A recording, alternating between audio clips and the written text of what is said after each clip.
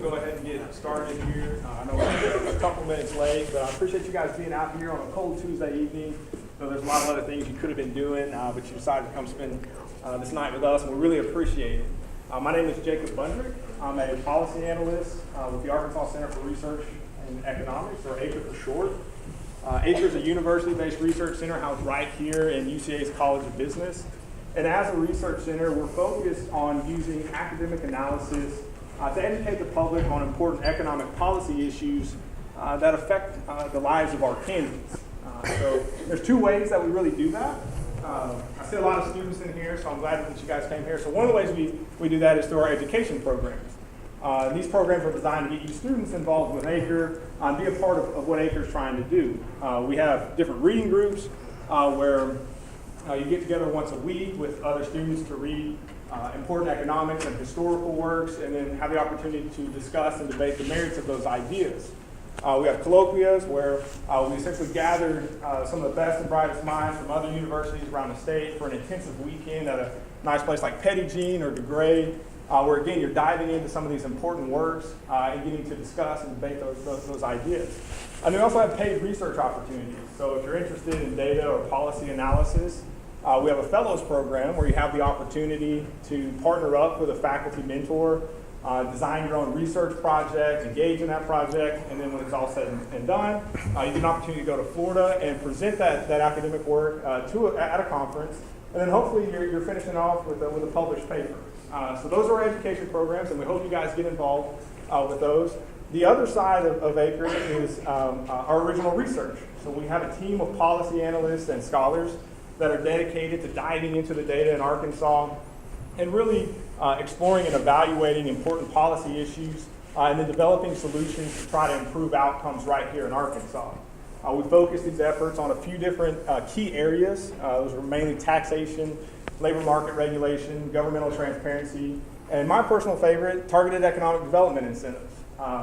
In fact, we've got a new policy review that we just released today where we're taking a look at a specific incentive program called the Quick Action Closing Fund, where we look at some of the literature on that program and similar programs around the country, and then offer 5 reforms for improving the fund. Incentives in general is a very important issue right here in Arkansas. I think most people are concerned about the economy, right, and having good paying jobs, increasing incomes, bringing people out of poverty, and just seeing a general increase in economic activity. And there's lots of ideas about how we can accomplish that.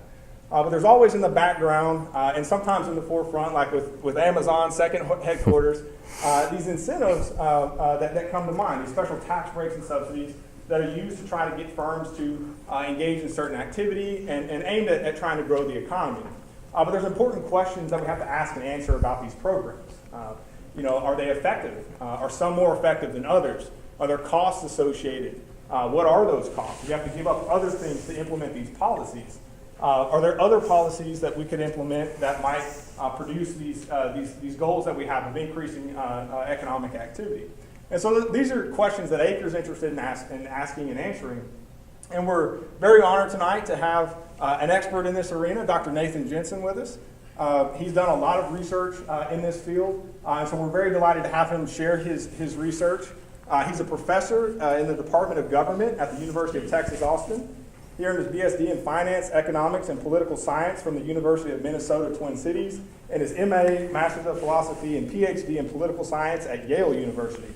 That's a decent school there, in case you didn't know. Before beginning his tenure at UT Austin, he was an associate professor in the Political Science Department at Washington University in St. Louis, and later an associate professor in the Department of International Business at George Washington University. He teaches courses and conducts research on government economic development strategies, firm non-market strategies, and business government relations, the politics of oil and natural resources, political risk in emerging markets, trade policy, and international institutions. He's published nearly 40 peer-reviewed journal articles. He's written a number of popular press pieces, and he's authored 3 books. The most recent is Incentives to Pander, How Politicians Use Corporate Welfare for Political Gain. It's an interesting and engaging work in the politics of incentives, so I highly recommend it. And with that, ladies and gentlemen, help me welcome Dr. Nathan Jensen. Thank you so much. Can you guys hear me in the back row? Yeah, you're good? Thank you so much for having me. Thank you for the invitation. I was just joking. I have little kids, 3 little kids, 7, 5, and 1. I don't travel a whole lot. And the one day I choose to travel, which I'm very happy to be with you, Amazon drops the bomb. I've been waiting for a year for Amazon to decide where they're going to have their second headquarters. Not only do they decide today to announce it, they actually decided to have 2 second headquarters, I guess 2A and 2B. So I've been talking to a bunch of journalists throughout the country, mostly because we've had a dialogue for a year. And I think hopefully in some sense, even though this is breaking news, I'm hoping here what I'm going to talk about is, one is about evaluation, which is really what you do here, but also to think about when we have policies that are chosen that may not be optimal, they may not be efficient, why do we see this process? Why do we see policies that often economists at least would say are inefficient? But if you talk to insiders, economic developers and government officials, sometimes they'll even admit that they're not efficient. So this is not meant by any means to be a naming and shaming. My wife worked in the innocence clinic, so you think about probably one of the highest level, kind of the most contentious issues. Imagine someone who goes to prison and they were innocent. They were truly innocent. And at the end of the process, you look and say, who did this? Who do we blame? I mean, if it was my family member, I would probably say, who caused this? And my wife actually said, often a more productive way is to say, how did we get here? How do we have a process that allows for this to happen? And my talk here is much more about how. How do we see 238 different locations put in for Amazon HQ2, offering between nothing to $8.5 billion for Amazon's headquarters. On average, I would guess about $2 billion per location, despite economic research that says these things really aren't efficient, they're not cost effective, they really don't make sense. So that's what my talk is about. And again, I'm happy to take as many questions as possible. I'll try not to linger too long, but it really is about how did we find ourselves in this situation where there's policies that most of us will agree at the very least are inefficient. They might be completely wrong, right? They actually may be more distortionary and more harmful than if you did nothing. So that's kind of the focus of the talk here.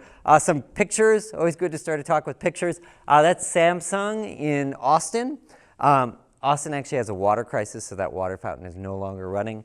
Samsung this is one of the few North American headquarters. This is actually one of Samsung's few operations in the United States, and it's in Austin.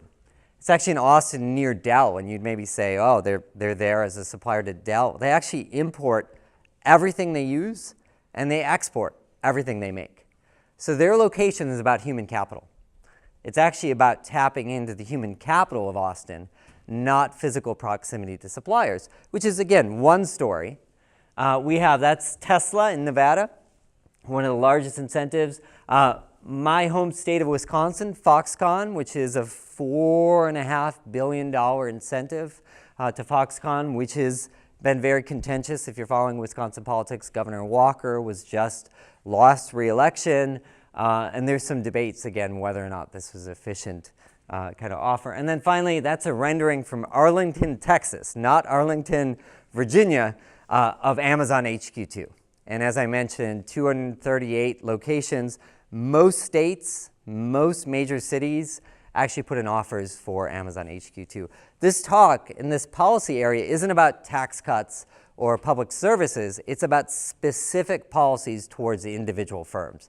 And that's important to remember here. So I'm not talking about the tax environment or the human capital pool of a community. I'm talking about how a city approaches a single company and the policies that they enact, often through special legislation, sometimes through statutory policies, but they try to attract these investments. So that's the contour of what we're talking about. And again, if you don't know a lot about this area, this could be anything from property tax abatements, that's actually Samsung, but also dollars per job created.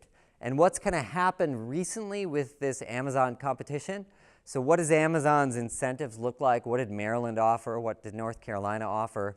They offered tax abatements, no corporate taxes, infrastructure improvements. We'll build you highways, we'll improve the airport. But they also calculated per employee. So imagine you're an Amazon employee. They actually calculated how much you would pay in state taxes, and that dollar amount gets kicked back to Amazon. So some of these incentives are cash incentives or tax credits, but they're based on employment. So essentially what you have are communities foregoing all the tax revenues, not just from the company, but for the 50,000 employees. And then on top of that, we see other types of incentives. New York's incentive that came out, we're still trying to figure this out, it just broke. For the $150,000 job that Amazon's going to create in New York, it looks like New York City and state is going to give about $120,000 to $140,000 in incentives to Amazon for each one of these jobs. So the meaning is that they're giving it, again, through cash, through different types of tax rebates. So what we're talking about, again, is a very specific type of policy geared towards an individual firm. Does that make sense to everyone? You guys are looking at me like, we knew this already. That's why we're here. So this is my pitch to say, actually, you know, I have students, I teach classes, and they never can figure out if I'm a Democrat or Republican. Because when I teach this policy area, they're like, this doesn't really map on to normal partisanship. We picked this cover of the book, honestly, because our publisher told us this would probably sell books. This is Donald Trump in Indiana in front of a carrier factory, saving carriers' manufacturing operations through an incentive, a few $1 million. Fast forward, actually most of this production has moved to Mexico. The point is that this is when you in your mind think about an economic development incentive. It is not a cash under the table. It is not a quiet story. It's about a public event where, and I'm going to show you a picture later to be nonpartisan, of a Democratic governor, you can guess who it's going to be, literally handing over a big check to a company. So these are not quiet kind of transfers. This is not when we think about it as business corruption or capture. There is something very public about this story, and this is what I'm going to talk about of why we see so much use of incentives. So think of a ribbon-cutting ceremony where a company thanks a governor or a mayor for their support, and that support is a dollar number. That's the story that I'm going to talk about, and I'm going to explain a little bit of why we observe this. Let me be really quick about this, and I know there's a lot of economists in the room. Most of the economics research shows that economic development incentives, picking a single firm, is generally a pretty bad strategy for economic development. And there's a number of reasons for that. The first is that it's ineffective. There was just a big study done, a meta-analysis, so taking all the academic studies and summarizing them. How often are incentives pivotal in attracting an investment? And that range is between 25% and 2%. So these sets of studies, it depends on the industry, it depends on the location. The point is, if you're giving out $100 in incentives to companies, you're burning at least 75 of those dollars. You might be burning 98 of those dollars. And the point is, and I'll show you a few maps, that many of the companies were coming anyways. And this is what's called the redundancy of incentives. As I was leaving, Texas is actually offering an incentive for a pipeline. Like, literally connecting two operations together. They claimed that they could go to Louisiana, and it's like, I know geography. These are point to point. There's a pipeline, but they're receiving a tax credit for building this pipeline. The point is here, again, much of the academic literature says that do not assume that these incentives are effective. At best, they're effective 1/4 of the time. And when we talk about evaluation, as Jacob mentioned, you should build this in the evaluation. Does not mean that you should never offer incentives, but you have to build in your projections that a very large percentage of these incentives are going to be going to companies or coming anyways. The other is simply the expense, right? And I mentioned New York is offering $120,000 to $140,000 per job. A great example are film tax credits. Many film tax credits work where if you're filming a location in Chicago or Georgia, Walking Dead is filmed in Georgia, what do they get? They get about 30% of their production costs. So their literal cost of production. They get a credit. Many states allow you to either cash in that credit or resell that credit. And it turns out there's this big secondary market of film tax credits where Kohl's is a big purchaser of these film tax credits. The point is, they don't call it cash, but it's basically cash. So about 30% of your film. Why is this important? Well, it turns out most of these film jobs often come from out of state. You bring in the crew, you bring in the talent, and they're there for a very short period of time. So even though I just said often they're ineffective, they can be effective for film locations, but it doesn't mean that that's good policy, right? There's not enough economic benefit to attracting these film locations. And I'll mention some of the evaluations of these film incentives. Generally, it's the, yeah, sure, New Mexico actually has a film industry. They probably would not have attracted that much production without these incentives. But they are very, very costly for the economic development benefit. And then finally, distortions. And we can have any sets of distortions from one, someone just asked me, how much did cities really spend on Amazon HQ2 offers? And I said, that's not quite the right story, right? It's not about how much you spent in terms of like filming a glossy video, it's your staff. How much time did your city staff spend chasing Amazon HQ2 and ignoring small businesses? How much of your effort was allocated towards looking for that big prize versus developing programs for entrepreneurship? Or maybe just retention of existing businesses. The point is the distortions can be the time and allocation of effort, but the other distortion is if you believe that these are costly, that means either you have to make up for these incentives by raising taxes or cutting spending. And most of the academic literature, again, says, how do you do this? In Texas, they're actually funded through sales taxes. So it's a regressive tax on the poor that is using to fund economic development. Other states, it looks like education institutions, particularly K through 12 funding, property tax abatements. This is particularly damaging to schools. You cut school spending. So the point is the distortions can be a financial distortion as well if you believe me that these incentives don't pay for themselves. Massachusetts, I'll mention in an evaluation, they have a balanced budget amendment. They actually did the calculations of what could we have used this money for and what was the cost, not just the financial cost, what is the opportunity cost of using these incentives. So the quick point here is that we know from the academic literature that these are not particularly efficient. I showed you Marriott. I lived in Silver Spring, Maryland, and there was an announcement that Marriott's moving their corporate headquarters to Bethesda. And I was like, what? I just drove by their corporate headquarters. They moved about 5 miles. They were already in Maryland. They moved from one suburb of DC to the other and received a tremendous amount of incentives within state of movement, right? And again, even if it changed the location of their investment, it had zero impact on the region. The other, Applebee's, is notorious in the Kansas City area. I lived in St. Louis for a long time. The Kansas City border war is about companies moving across the Kansas City border. If you know Kansas City, Missouri, Kansas City, Kansas, companies would jump back and forth across the border to be called new investment. And you could qualify for as a new investment. Applebee's corporate HQ went back and forth until they got a better offer from California, and they actually moved to California. The point is, again, this economic border war is the classic example of companies moving back and forth, and on paper looks like new investment, but it had zero impact on the region. Again, I'm giving some hopefully illustrative examples, but what I want to talk about is what's the research. And as I mentioned, Tim Bartek at the Upjohn Institute looked at the academic research on this. And this academic research looked at how many firms were swung by incentives. And that range, again, is between 2% and 25%. Why is that range so high? Part of it has to do with design of programs. Some programs, like in Texas, we offer incentives to oil and gas, right? And honestly, I mean, you cannot think of a more geographically constrained industry. Well, there's another one, actually, wind. Actually, the wind farms in Texas also receive incentives. Well, Texas is our own energy grid. So if you want to sell wind energy in Texas, you pretty much have to be in Texas. So the belief are these two odd industries, oil and gas and wind, are both probably coming to Texas anyways because of the infrastructure, because of the natural resources, but yet they're receiving property tax abatements. My own research, and I have a couple of kind of examples, that I did some analysis of firms comparing kind of generating a control group and experimental group.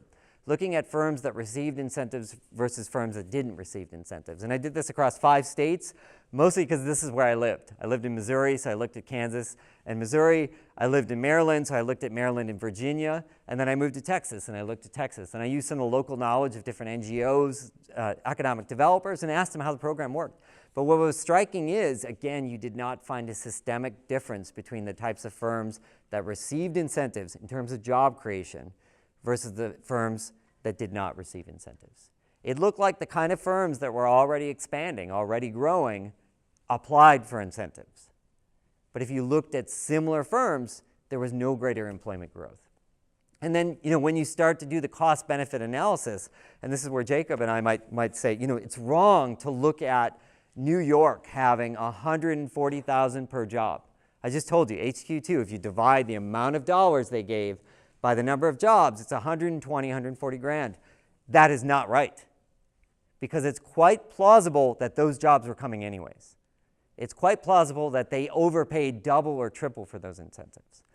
So that's the other trick here, that you want to build in your evaluation what percentage of these jobs are coming in, or what's the probability that Amazon was coming to New York anyways. So that dollar amount is much more, and this is when I did this in Missouri, found that even though nominally it looked like the dollars per job was $100,000, it was dramatically more than that, because on average most of these firms are coming anyways. Or in some of them they were already in the region, and they were just moving across the Kansas City border between Kansas and Missouri.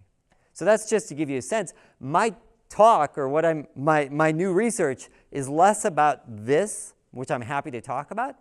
It's that if I'm telling this to you, and you talk to the NGOs, or you get the ear of some economic developers, and you ask them about this, often you'll get some pretty honest answers. I mean, there's a saying, shoot at anything that flies, claim at anything that falls. Basically, we're just trying. And I honestly, I have a lot of empathy for economic developers that are working hard. I mean, you're trying to generate jobs in your community. This is really, really hard to do. Amazon gave cities 2 months to respond. 2 months. What can you do in 2 months? You can do incentives. That's about all you can do. You can't change K through 12.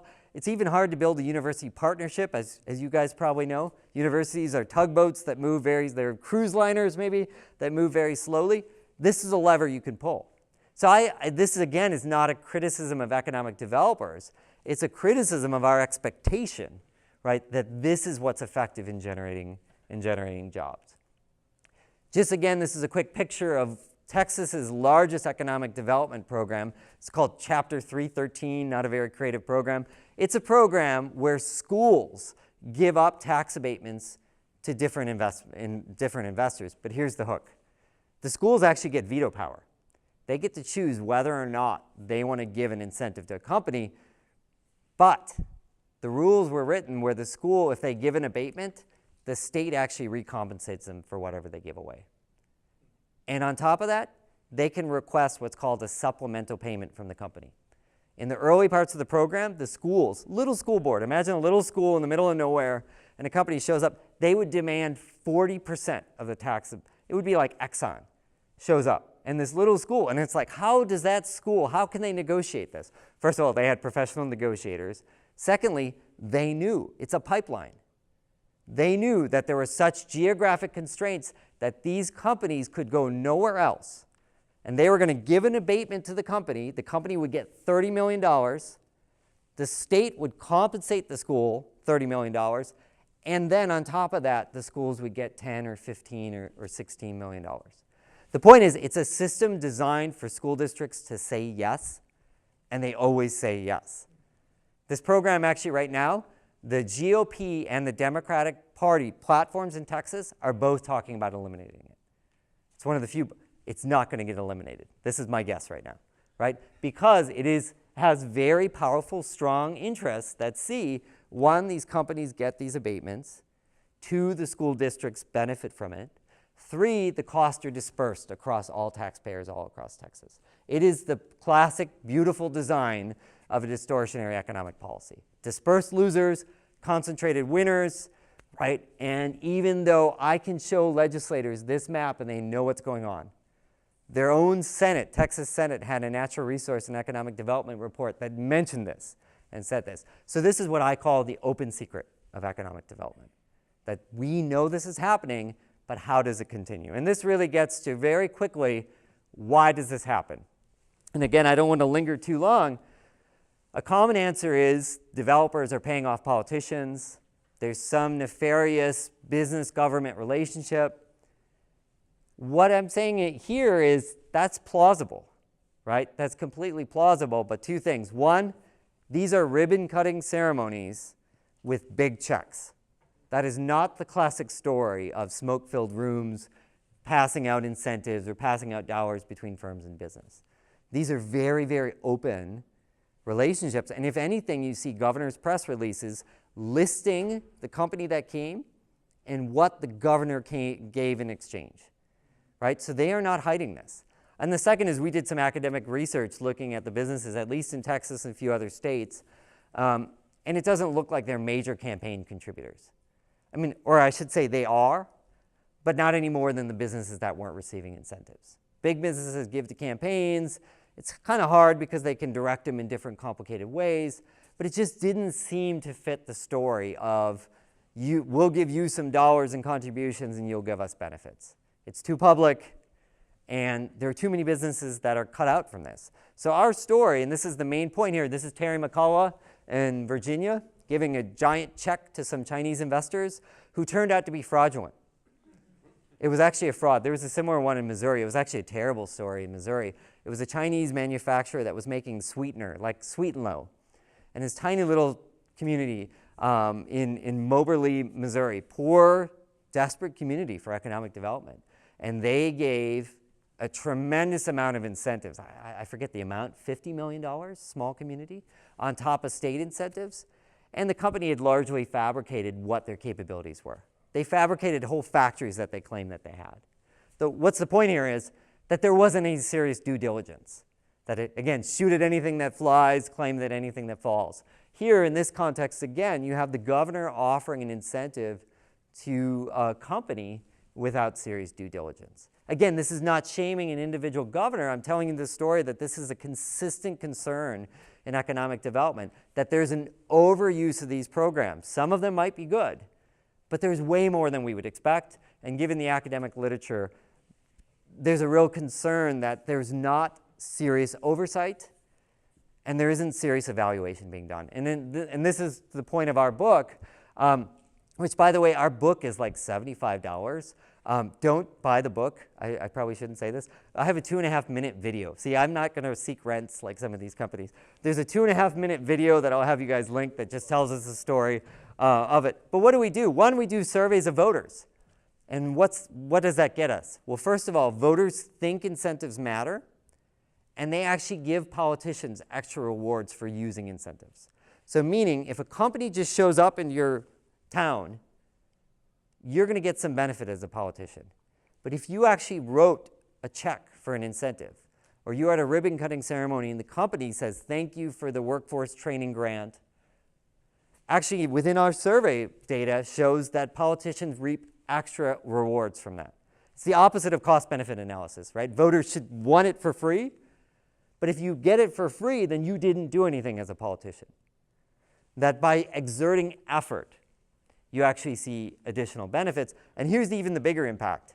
If you know you're going to lose, and again, we were joking about this, what cities put in for Amazon HQ2?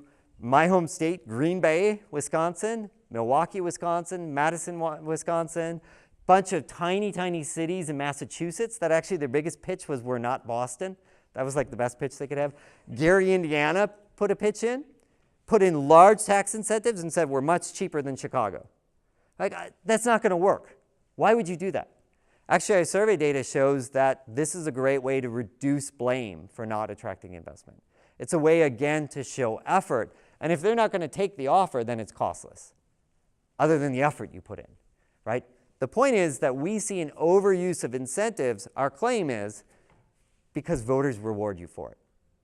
And then what we look at, so that's surveys, right? You could maybe say, well, does that really happen? Then we looked across cities about the form of government in cities. Some cities, quick crash course, some cities are directly elected mayors. Sometimes we have appointed city councils. There's complicated hybrid systems, but just think of these two simple.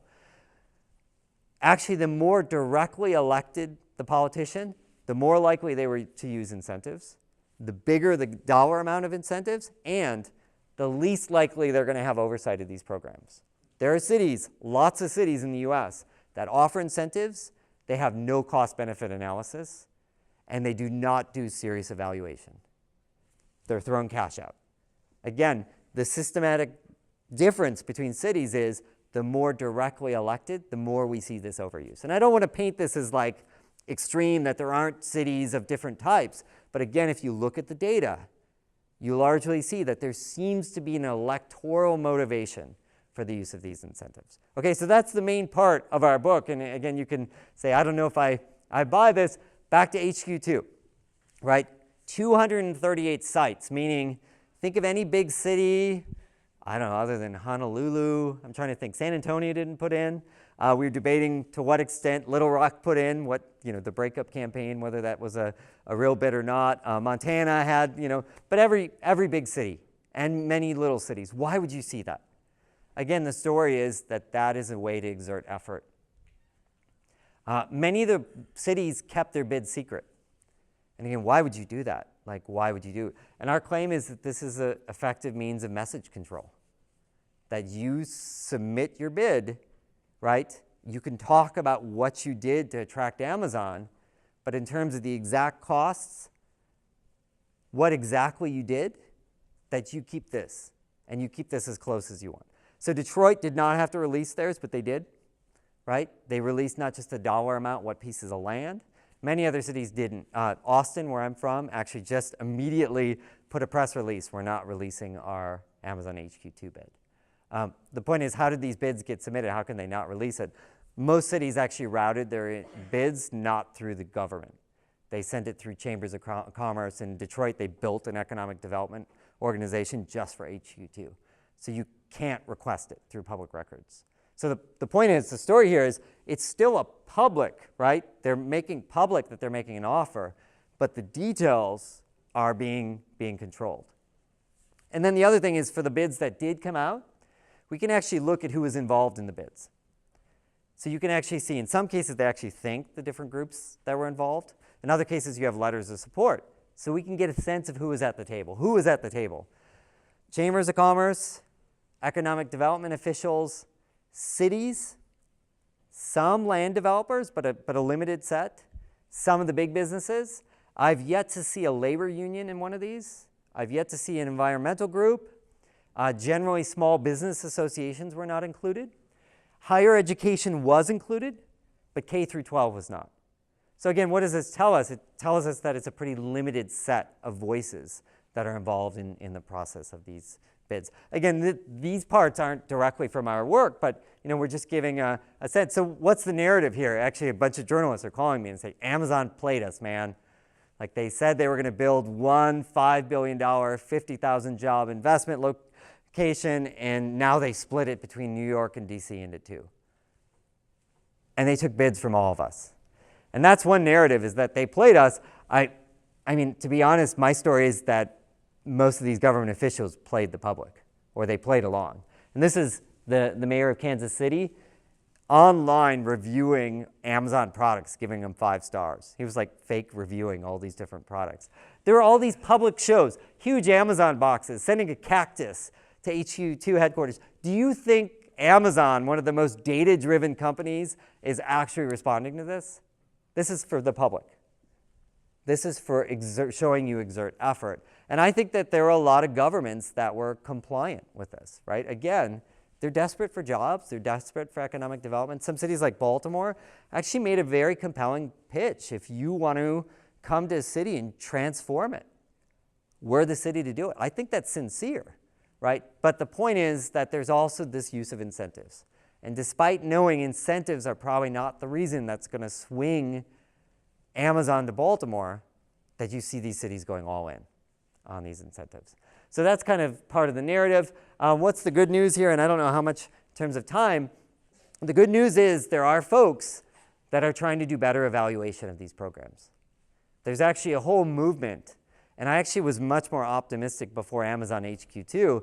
The Pew Foundation in particular They're actually working with states and cities. Brookings Institution is actually working with a number of cities documenting which companies get incentives, what is the benefit incentives. But there's a lot of academics, there's a lot of NGOs doing this. So the good news is there's people out there who want to do these evaluations, and there are actually some really good evaluations being done. The other is that what we see in terms of the survey research is voters love the use of incentives when they bring jobs until you show them the costs. And I don't mean the dollar costs. I mean, what are the trade-offs?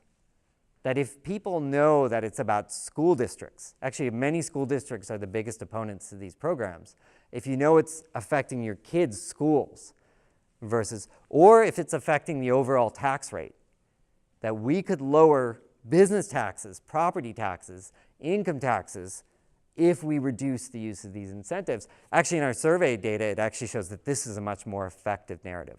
So the more you can show the honest trade-offs across these programs, either fiscally, right, in terms of the dollar allocations, but also the distortions, right, the more effective they are. So, what's one of the solutions here? Again, I don't want to be just negative Nate here. One is that, how do you make these programs better? In Texas, don't give them to oil and gas. I mean, some of this seems kind of obvious, right? You want to be targeted. This is actually retail as well. Retail has very few spillovers. We just had an MLS stadium in Austin, Texas. What's the economic development impact of a sports stadium? It's about the size of a department store. I mean, in all honesty, you're shifting. Some people are going to come into town for it, but in general, it's local residents, and they're shifting their purchase decisions, right? And there's cost associated with it. There's police costs, there's infrastructure costs. The point is that you can design programs from what we know already, right? The types of industries that are most effective, most likely to be swung. The other is, I mean, this seems real obvious to anyone who's ever had a budget, right? You should put a cap on it. And it turns out many of the cash incentives, these are the quick action closing funds, tend to have a dollar limit. They may be big. Texas had one that was $295 million, right? They may be big, but there's a limit actually. And it turns out that is much more effective. We actually have a tax abatement program that's $1 billion per year, we think. It depends, right? It actually depends on how quickly businesses, we're not sure what the liability is. The point is that often when tax incentives are offered, there's no limit in these statutes. So how do you clamp this down? Make the politicians figure out how to allocate. Or at the very least, as a taxpayer, you protect the taxpayer by saying no more than this dollar amount of tax benefits. And then finally, evaluations. Right, and what evaluation is, it's not an audit. It's not about Amazon goes to New York City and they promise to generate 25,000 jobs. Let's tick off if they actually generated 25,000. That's an audit. An evaluation is this program effective? And I'm going to give a couple examples, but that is taking into account the fact that sometimes these incentives are going to companies that are coming anyways. And can we build this in and say whether a program, a quick action closing fund, right, whether a program is effective? And I'll just give you a couple quick examples. This is motion picture incentives, film incentives, which is one of the more contentious incentives. Rhode Island just had an evaluation, and all they did is they said, you know what, we're going to be a little agnostic about this. What if the film incentives didn't swing any new film in production? What's the cost? There's zero benefit. What's the cost? What if it swung 25%, 50%, 75%? And what if we were perfect and 100%? And we're just going to give you these different numbers. And we're going to allow legislators and the public to decide what we think is a reasonable number, which is a huge improvement over most evaluations. Massachusetts actually has, because of balanced budget amendment, they actually looked at what the actual costs were. They actually found their film incentives had a negative impact on the state. And it's because we could have used that for tax cuts or for education spending. We had to cut something to keep our budget balanced because of this program. It's a great way to do it. California, pretty creatively, they had so much demand for their film tax credits that they said, we can't meet all this demand. So we're going to have a lottery. We're going to literally have a lottery to see who gets incentives and who doesn't. Turns out that a large percentage of the films filmed anyways because of human capital, right, in California. So even like films, which are some of the most footloose that you should be able to film anywhere, there were still strong reasons to do it in California. So they have some, but it varies. It varies. You know, actually some of the lower end stuff moves. It's the really high end stuff that's got to stay in California. So they learned something from this allocation, that it's different between, sometimes these motion picture credits are lumped in with video games. They're post-production. It's a complicated industry, and it turns out they learned something from this. And then Virginia looked at some of these other evaluations and said, actually, California found on average about 40% of the films were coming anyways. So we're going to use that number for our benchmark in Virginia. Virginia actually found that their film incentive program lost a ton of money. I think it was the return was 12 cents for every dollar spent, right? The point is, though, they did a serious evaluation, and we have great examples, right? There's actually a whole archive of different state evaluations that you can look up. And again, I'm happy to send a link to it, but you know, that's the simple point, is learn from others. And how do you learn from others? In some sense, it's to think about the assumptions you make in these. What else can you do, like as an individual? One is just to simply ask for transparency. Ask for the details of your programs. Ask who's given incentives. Ask for contracts. I'm actually in a FOIA request in the state of Texas. I asked a bunch of companies, can you release to me what your application was? How many jobs did you promise when you applied for our Quick Action Closing Fund, the Texas Enterprise Fund? And I want to look at what you promised and then against validated data and what you delivered. Point is, in Texas, our state law allows these companies to challenge it. And 45 out of 150 companies actually challenged this request to have this redacted. The point is, you have the power to actually request this, right, through public records, but also, again, if you have the ear of legislators, that this is a real reform, right, that could happen. The other is that if you're going to ever evaluate a program, don't evaluate just the program. You have to look at the menu of everything they got. I'm from Wisconsin. A county in Wisconsin offered almost $1 billion to Foxconn. And then they calculated what their incentive was versus what they imagined the economic development would be. And they found out it's a positive. And I said, wait a minute, but the state is also kicking in $3 billion. And the state did a separate evaluation saying our $3 billion. No, it's only one Foxconn investment. It's $4 billion total of incentives. Turns out a lot of these programs, and I don't know if the Quick Action Closing Fund is like this, that they don't add up all the other programs together. You want to see the state support that's allocated and include that in any evaluation. And then the final point here is, again, maybe this goes back to my book cover. I mean, it's one of the beautiful areas where it's nonpartisan. I was actually presenting on my work, and it was our kind of left of center NGO and right of center NGO, and I was at a table sitting with them, and we're presenting to Texas Senate my research and their views on this program. The bad news was, like sitting like this, you guys are all well-paid lobbyists. We were actually really outgunned. And it was this weird group. It was the oil, the gas, the wind, the Sierra Club, the Texas Chemical Council. It was an incentive, property tax incentive that affected wind, solar, oil, gas, and some manufacturing. But the point is, I mean, this is a great area where in a highly polarized time that we can embrace. Like, we don't have to spend time figuring out whether we're Republican or Democrat or libertarian or socialist or whatever label you want to use. This is just policy, right? And we can do serious policy evaluation. And I think there's a lot of people on different sides that are willing to contribute to this. What's the quick final story here? The politicians have incentives to offer incentives. Is that too much? And that's the simple point here that we're just trying to say.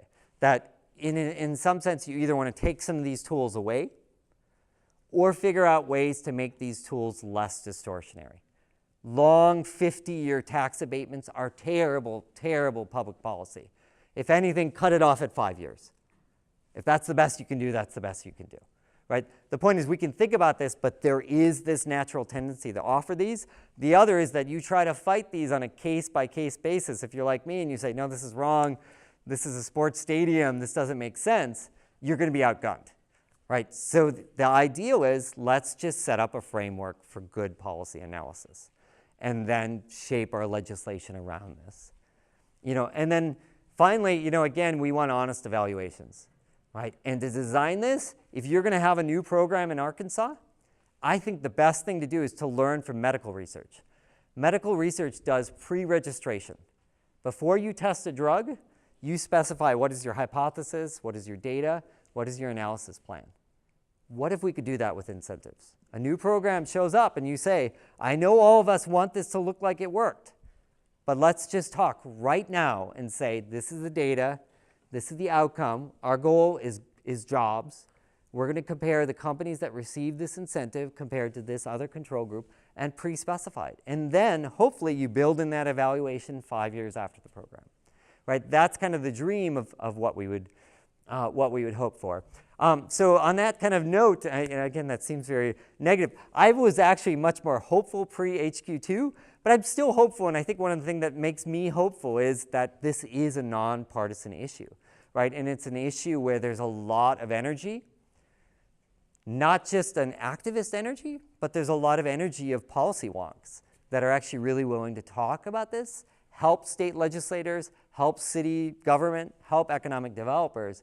But it does require an honest conversation to say, most of what we know about these programs is the status quo does not work. And we have to figure out some way to move from that to a more effective set of policies. So thank you.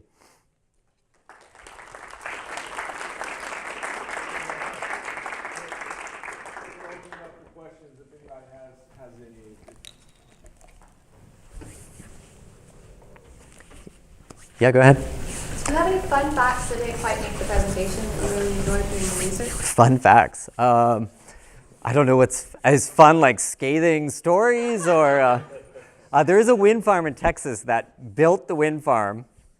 They applied for an incentive, but they never did all the paperwork, and then another company bought them 3 years later. And they said, hey, we never got that incentive. So they got one 3 years after the wind farm was built. That was one of my favorite. The few of them are as well as you actually, this is like a super nerdy, it's not really that fun. But you go through the paperwork, and some of these companies admitted that they started building already in their paperwork. And I was like, come on, guys. And the controller has to note it and say, yeah, we saw this, but. So I could send you, I don't know if that's fun or not, but I could send you a couple of these. But it is the sort of thing that there's a lot of good investigative journalism kind of stories. I think what's more damning to me is sometimes the lobbying and the type of groups that you would never think are working together. And you see it. Again, you could just look this up, who testifies on a bill. And the fact that the Sierra Club is next to the Chemical Council, and then it's like, I don't know, Roadrunner and Wile E. Coyote. Like, you know, at the end of the day, they say goodbye, have a nice day. It's like, you were just fighting just a week ago over this, you know, oil and gas investment, yet you're lobbying together in this program. I don't know if that was fun. Any other questions? Yeah, Jacob. There's a, you know, with incentives, there's a distinction between statutory incentives where it's, you know, hey, it's on the books, and any company that meets these certain thresholds are entitled to the benefits of an incentive program, right? And then you have these discretionary incentives, which is more or less like the Texas Enterprise Fund, the Quick Action Closing Fund, where there's an individual or a group of individuals that can, you know, that have a lot of say-so in which companies get these incentives. And I'm wondering if you know of any work that looks at the percentage of the businesses that would have come anyway versus those that would not have come. The incentive actually swayed their decision between the statutory incentives and the discretionary incentives. So are companies taking advantage of that statutory nature, and are people who are actively saying, you get this incentive, no, you don't? Are they better at deciding between which companies get them and which ones don't? That's a great question. I'm not sure, you know, as those of us who've done, you know, paperwork in universities, right? We know that, you know, there's good ways to, like, you know, there's a program you fit and you can make sure you fit in. There's the worry about statutory incentives that you're, again, distorting behavior. You're trying to get companies, you know, becoming what they need to get the incentive. But I don't know of really good research. Someone was just emailing me about Quebec, and they moved a lot of their discretionary incentives to statutory incentives. What they found was that there was, again, this is just a story from a friend saying that the politicians got less excited about them because they didn't get to take credit for it anymore. So it is a way to, you know, kind of move it away. And again, and maybe in a good way, you move it towards the policy wonks and say, okay, we're going to develop a set of statutory incentives. We're going to reevaluate and see if we make mistakes. So I would be more optimistic, but I don't know offhand of really good research on these statutory incentives. Yeah, so it's a good question. And again, the other hard part is that the really large businesses are the ones more likely to get the discretionary, and the smaller business. So it is a little bit of apples and oranges. It's a good question. I can't really think of anything off the top of my head. Any other questions here? Yeah, go ahead. Okay, you talked about headquarters and what about like manufacturing? You're giving them incentive. When you're looking to see if they're successful or unsuccessful, are you looking at the subsidiary industries that supply them that would show up there that wouldn't have been there Yeah. if they weren't there? Are you considering that in your research? Yeah, so that's a great question. So, so there are two parts. One is manufacturing. How does it look relative to this? The short story is manufacturing in general, although that's a very big category, is much more likely than oil and gas and wind. But much of the manufacturing looks like, again, many of these studies look at manufacturing. Again, if you're giving an incentive, I would say at best a quarter is a good guess whether that incentive is pivotal in moving that manufacturing. The second part is, San Antonio actually attracted Toyota manufacturing with a large incentive, who actually said the incentive wasn't pivotal. They actually said that publicly. But let's just assume it was pivotal. They had a bunch of suppliers, right? And a bunch of suppliers around them. So the multipliers in the auto industry is very large. So your point on the spillovers, the point is a lot of those also got incentives. So in terms of your evaluation, do not just treat Toyota as they plopped here, we gave them cash, and look what sprung out. No, that supplier got an incentive, that as well. So in terms of evaluation, you have to be very careful. And most of the evaluations that I've seen have kind of just taken these multipliers as given and not really looked at, again, what other kind of incentives this supply chain is given. I don't know if that answers the question. Manufacturing is better than oil and gas. But again, you probably have to have investments that the spillovers are so large that it makes up for the fact that you're probably, you got to swing for the fences, right? 3 out of 4 were coming anyway, so when that one that does come there, those multipliers have to be so large that it overcomes the cost of those other ones. So you got to really hit things. Auto is one. You really got to hit things that have such large supply chains that have local economic development impact. And there aren't that many industries that do that. Even corporate headquarters is kind of debatable to what extent, there's going to be these large spillovers. But it's a good question. And this is, again, why I think the evaluation of a program by program is pretty important, right? To really take into account the mix of industries that Arkansas, for example, attracts and what those spillovers would be. Yeah? What states would you say right now have the best evaluation of programs ongoing and actually might terminate programs or get rid of them if they're not effective? What are the states that do the best? There's not a lot of termination. Things that, things. So the film has gone back and forth of kind of coming and then going and coming and going.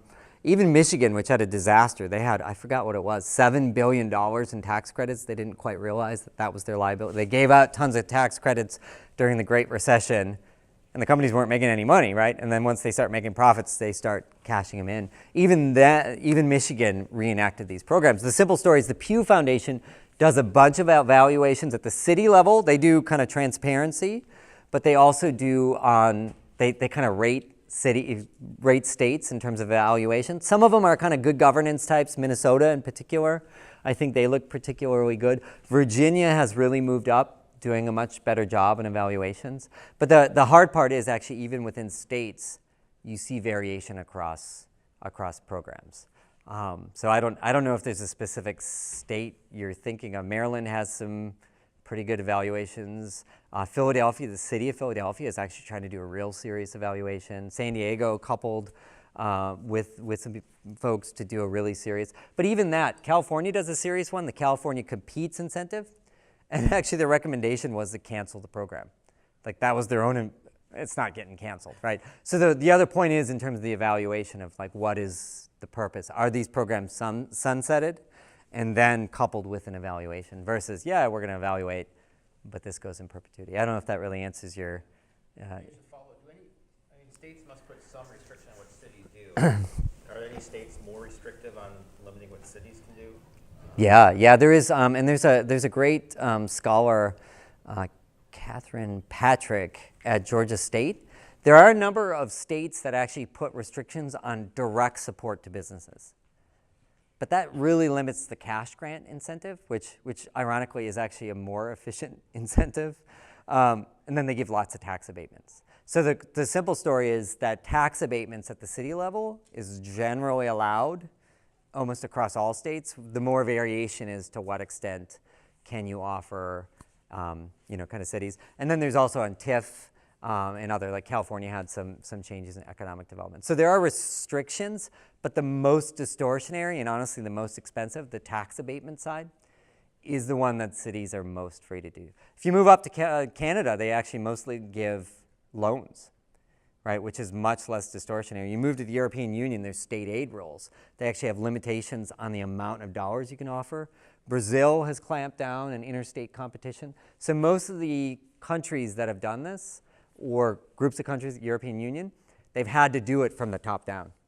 They found it difficult to allow states or countries to police themselves. So I think that's the other kind of, again, if you're a governor, to tell your cities that they can't offer incentives, right, might be politically difficult to push for. Again, there's some state constitutions that limit that, but there's a lot of creativity in how you, tax abatements, that's the creativity that you can use. Yeah, go ahead.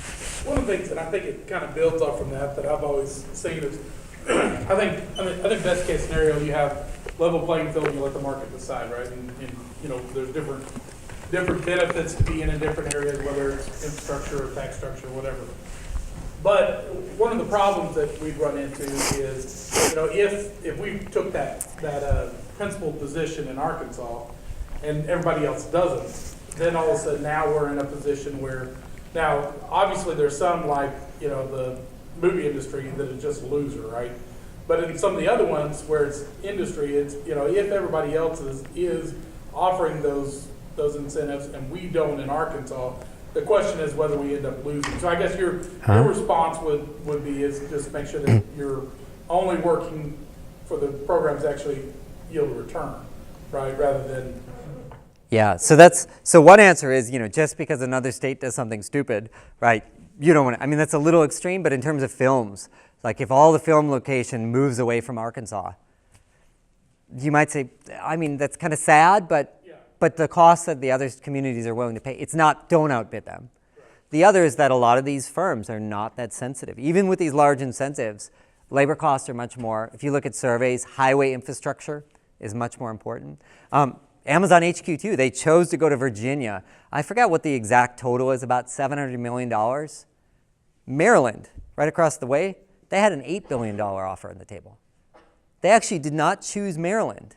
Couple miles away. I lived in that part of Maryland. It's nice, right? But the physical location for Arlington, Crystal City was so perfect for them, they were willing to walk away. So that's the thing that I often tell people. It's so easy to think about there are unique things about Arkansas, right? And there's reasons why firms want to be here, and there's reasons why firms want to be elsewhere. And you just have to know that very rarely are these, I know it's difficult to stomach, but it's very rarely that these incentives, which are the quickest thing you can move, they don't change these investment locations. Much more better, and again, if you're going to think about government support, think about small businesses in particular that may have limited access to capital.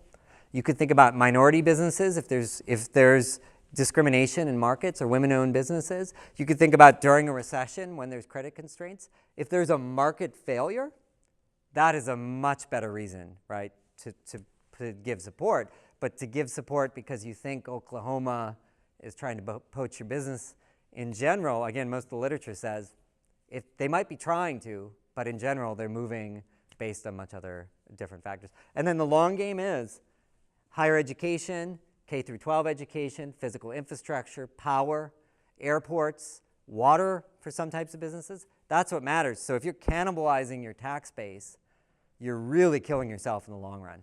Right? That's why Amazon's going to Virginia, New York, right? It's because of the human capital, right? That's why businesses come to many of these communities. Austin is in this incredible position where we offer almost no incentives, and these businesses keep coming. We're actually struggling with how many are coming.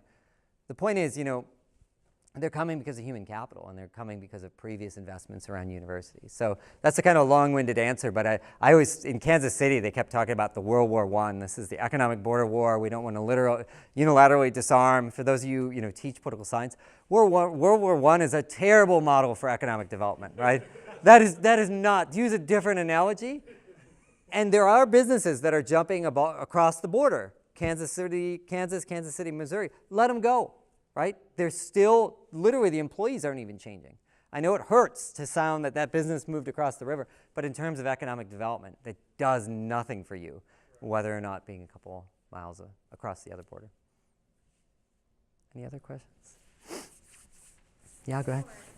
I don't have any more story. I might have more. I have to think. So you mentioned that the film credits go on a secondhand market and that Kohl's buys them up. What can Kohl's do with them? Yeah, so it depends. So the film credits, I was looking, Louisiana actually has really good data on this. You can actually request their Django Unchained had like all these tax credits. And some of them you can actually just get for cash. You literally, they're a rebate.